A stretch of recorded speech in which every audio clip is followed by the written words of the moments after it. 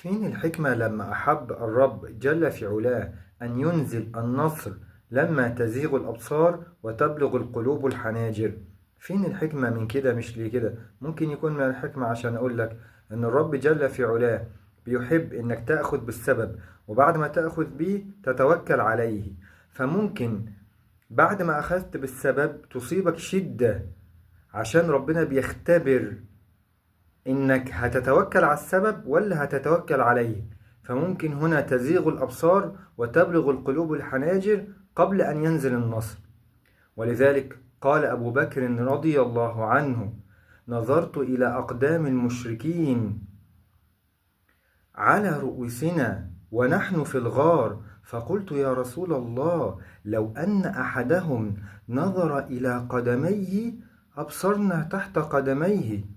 فقال النبي صلى الله عليه وسلم: يا أبا بكر، لا تحزن، ما ظنك باثنين، الله ثالثهما. وهنا 5 نقط. النقطة الأولى: النبي صلى الله عليه وسلم كان عبقري وأخذ بكل الأسباب في طريق الهجرة من مكة إلى المدينة. النقطة الثانية: المشركون برضو أخذوا بكل الأسباب لمحاربة النبي صلى الله عليه وسلم ولتتبعه. النقطة الثالثة: حصل هنا زيغ للأبصار وبلغت القلوب الحناجر.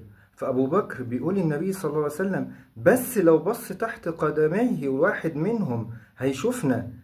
يا جماعة، هنا امتحان للإسلام. أنا دلوقتي بكلمكم وفي 2 مليار مسلم، وإزاي بكلمكم؟ بسبب اللحظة دي. اللحظة دي لو كان واحد من المشركين بص تحت قدميه كان خلاص قضي على الإسلام.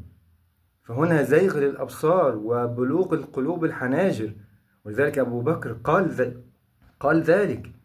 وبعدين النقطة الرابعة: النبي صلى الله عليه وسلم قال التوكل هنا، لا تحزن، إن الله معنا، ما ظنك باثنين، الله ثالثهما. النقطة الخامسة: هنا ينزل النصر. قال الله جل في علاه: إلا تنصروه فقد نصره الله إذ أخرجه الذين كفروا ثاني اثنين إذ هما في الغار إذ يقول لصاحبه لا تحزن إن الله معنا، فأنزل الله سكينته عليه وأيده بجنود لم تروها وجعل كلمة الذين كفروا السفلى وكلمة الله هي العليا.